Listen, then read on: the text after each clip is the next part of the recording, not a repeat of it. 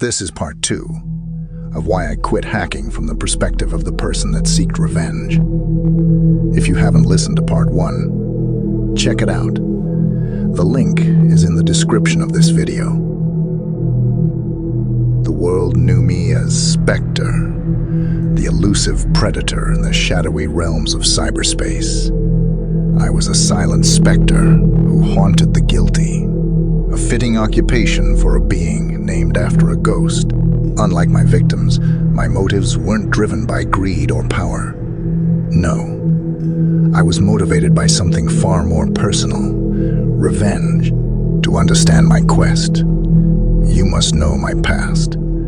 Before I became Spectre, I was just John Doe, a single father and an it guy in a small, sleepy Midwestern town. Life was peaceful, my most significant problem being my daughter's math homework, until the day Phantom invaded our lives. Phantom, the famed hacker, made a critical mistake. He underestimated his target, viewed me as just another job. He infiltrated my life, wreaked havoc with a few keystrokes, all for a paycheck. But he didn't just rob me of my savings. He took away our sense of security, our peace of mind. Every digital footprint, every trace of our existence was violated. We became victims, statistics on Phantom's notorious list. As an IT specialist, I had some skill, enough to realize what had happened, but unfortunately, not enough to prevent it or track down the intruder. It was then that I decided to fight back. It wasn't just about reclaiming what we'd lost. It was about standing up against the phantoms who lurked in the digital shadows, preying on innocent lives. My transformation into Spectre wasn't easy. I spent countless nights learning, understanding, and mastering the very tools that had been used against us. With each line of code, each security system I infiltrated, I became less of John Doe and more of Spectre. But this evolution wasn't without purpose. I had a singular focus, a spectre haunting my every move. Phantom. Then came the day. The moment I had been waiting for. A mysterious party contacted me with an intriguing offer: take down Phantom. They were unaware that they were addressing a victim of his crimes. The irony was delicious. The hunter was about to become the hunted.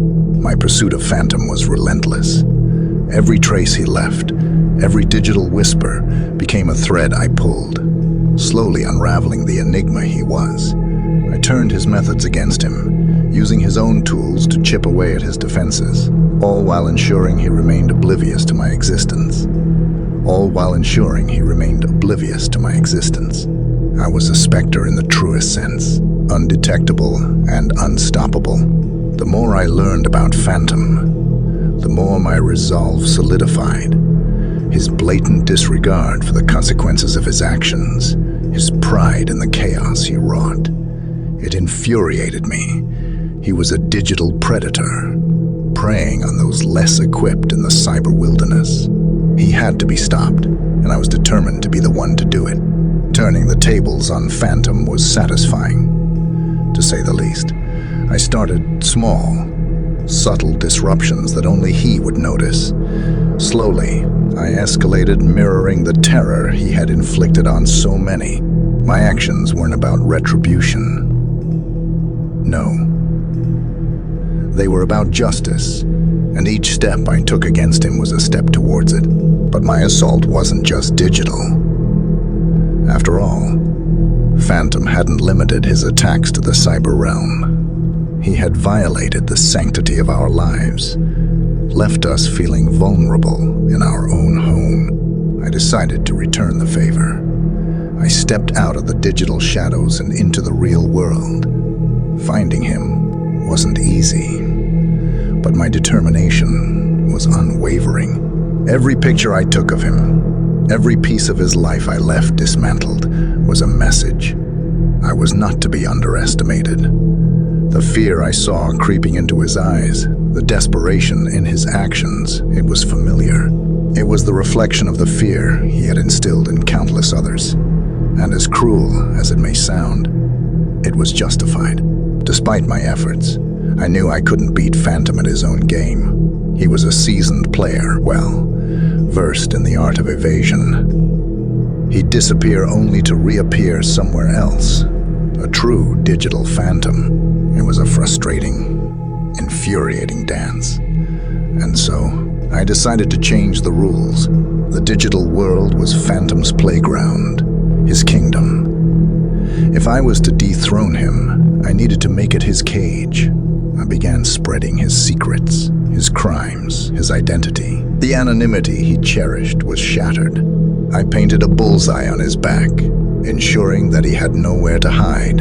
Every breadcrumb he'd ever dropped, every slip-up he'd ever made, I broadcasted it for the world to see. His transgressions weren't just his secret anymore. They were public knowledge. Phantom, the feared hacker, was now the hunted, pursued not just by me, but by the law and his countless victims seeking justice. Seeing Phantom on the run, watching him scramble, was oddly satisfying. It wasn't about gloating. It was about seeing justice served. He was experiencing the fear, the violation he had casually inflicted upon others. It was poetic, a fitting punishment for his crimes. And then, one day, he disappeared. No digital footprints, no traces, nothing. It was as if he'd vanished into thin air. A part of me feared he'd slipped away, evaded justice once more. But the silence didn't last long. News came from an unlikely source. Phantom had turned himself in. It was a victory, no doubt. Phantom was behind bars, paying for his crimes. But there was no joy in it, no sense of achievement. The man who had made so many lives miserable was off the streets. Yet the specter of his deeds lingered. The world knew me as Spectre, the ghost in the machine. They didn't know that I was John Doe, a single father who'd merely sought to protect his family, his world, and perhaps it was for the best. After all, every ghost story needs its mystery.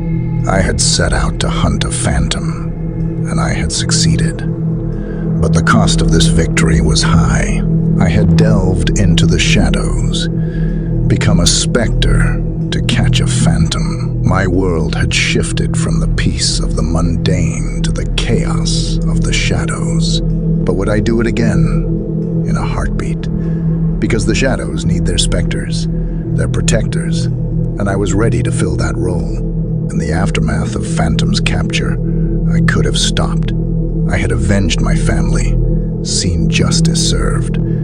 Yet, the digital world was still teeming with predators like Phantom. There were countless victims out there, and I had the power to help them. So, the choice was clear.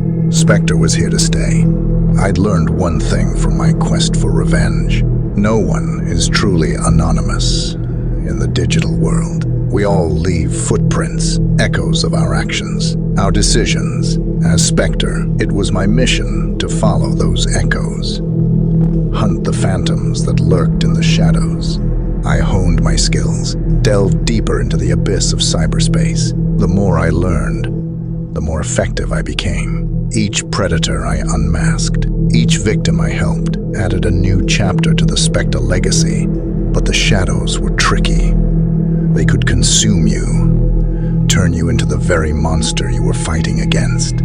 To avoid that fate, I held on to my humanity, my real world. I remained John Doe's, the single father, the it guy. This balance between my two lives, it kept me grounded, reminded me of why I had become Spectre. Yet, no matter how many phantoms I chased, the ghost of Phantom lingered.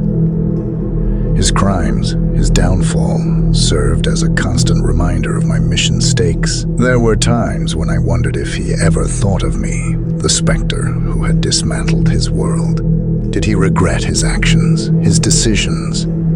Or did he still see himself as the victim, wronged by the world. Despite these lingering thoughts, I continued my mission. Every hacker unmasked, every crime prevented was a step towards a safer digital world. It was a lonely task, thankless, dangerous, but it was necessary.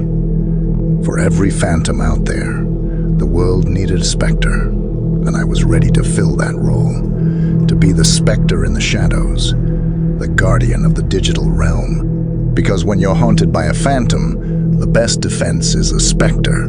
As time passed, my dual life became the new norm. I was John Doe by day, working on mundane issues, helping my daughter with her school projects. But by night, I transformed into Spectre, the guardian of cyberspace.